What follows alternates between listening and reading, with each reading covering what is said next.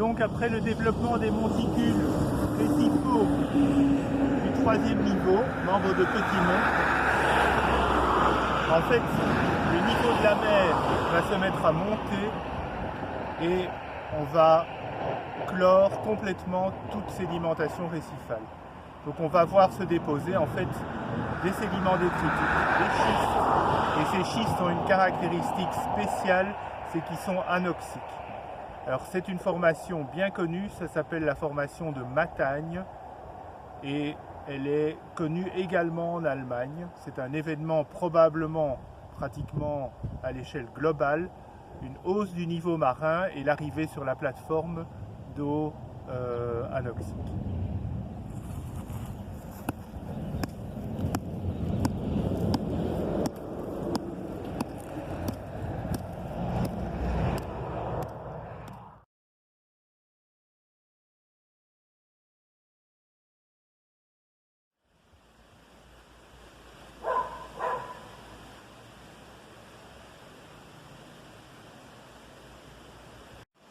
Donc nous sommes maintenant dans le Condro.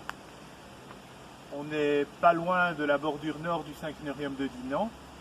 Et on va terminer cette excursion consacrée au Dévonien supérieur ici, par le dernier étage. Donc je vais vous montrer des affleurements de Faménien. Alors, on a constaté au bord sud du Synclinarium de Dinan qu'à la fin du Franien, la sédimentation détritique augmente. Souvenez-vous de cette sédimentation de décantation, notamment sur les flancs des monticules. On a vu aussi qu'à la fin du Franien, avec la formation de Matagne, on a vraiment une avancée de l'océan et des eaux anoxiques. Alors, ça se poursuit. On est dans le Faménien avec une sédimentation pratiquement purement détritique. Et durant tout le Faménien, on va voir le comblement de ce bassin de sédimentation, progressivement avec des faciès relativement profonds qui vont constituer la formation de la Famenne. Ce sont des schistes, vous ne les verrez pas. Ensuite, la formation d'Esneux ici. Alors la formation d'Esneux, très logiquement, on va être dans un milieu un peu moins profond, toujours par comblement. Et dans ce milieu moins profond, on va voir des structures de type tempestite. Donc on va rentrer dans la zone d'action des vagues de tempête. Et puis au-dessus de cette formation d'Esneux, on va avoir la formation de Souverain-Pré qui est la seule intercalation plus ou moins carbonatée dans le Faménien. Ce seront des grès avec des nodules calcaires, d'interprétation assez compliquée. Et le dernier affleurement que vous verrez, ce sont des grès. Ce sont les fameux grès du Condro de la formation de Montfort qui représentent vraiment une sédimentation de type littoral.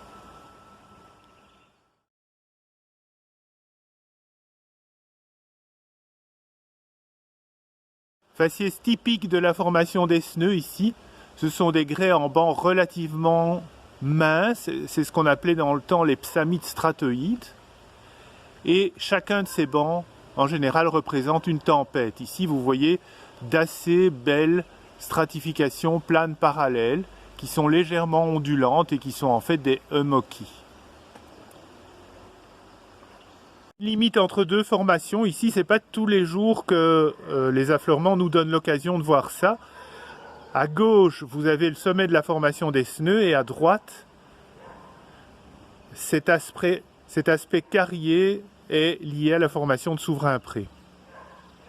Replan sur la formation de Souverain-Pré, donc il s'agit bien de grès avec des nodules carbonatés et l'aspect carrier évidemment est dû à la dissolution partielle des nodules carbonatés.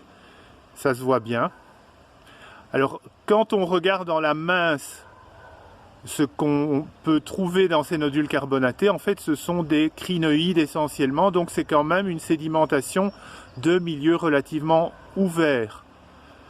Donc une sédimentation mixte, à la fois détritique avec le grès et carbonatée avec les nodules calcaires.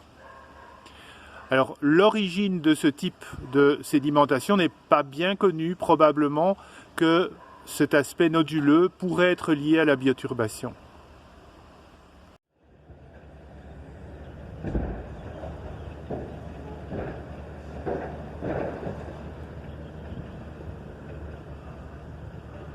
Les grès de la formation de Montfort sont très utilisés sous forme de concassés ici et dans le temps pour bâtir les maisons sous forme de moellons. Dans la zone d'affleurement des grès de la formation de Montfort, les maisons anciennes sont construites avec des moellons de ce matériau.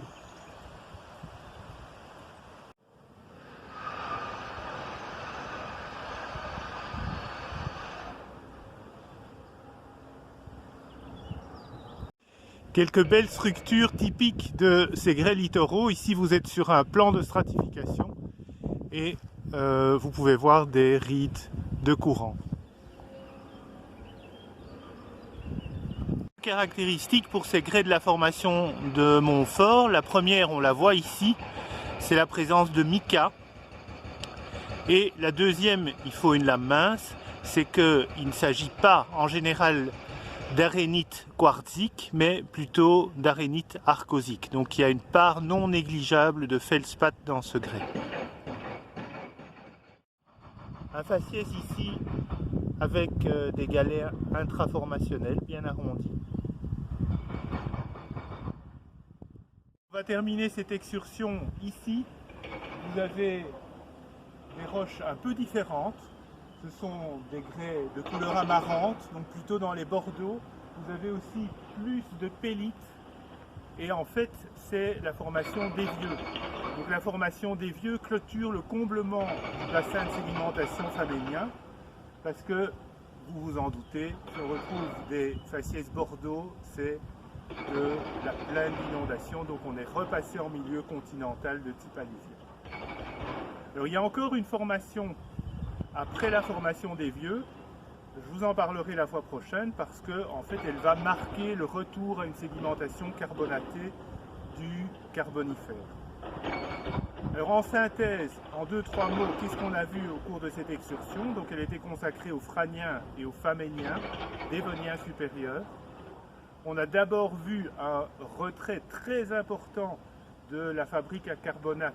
C'est une façon de parler de cette plateforme carbonatée qui s'est reculée vers le nord du Synchnorium de Dinan et dans l'anticlinorium de Philippeville, ne laissant au bord sud du Synchnorium de Dinan que des monticules récifaux isolés. Donc ce recul important, c'est la conséquence d'une transgression marine par rapport à la situation ogivétien. Et à la fin du Franien, la sédimentation carbonatée s'est arrêtée complètement avec l'arrivée d'eau probablement déficitaire en oxygène, anoxique, sur la plateforme. Et au Faménien, on va combler progressivement ce domaine de sédimentation par une sédimentation détritique, en commençant par des faciès relativement fins à la formation de la Famenne et en terminant vraiment en milieu continental dans la formation des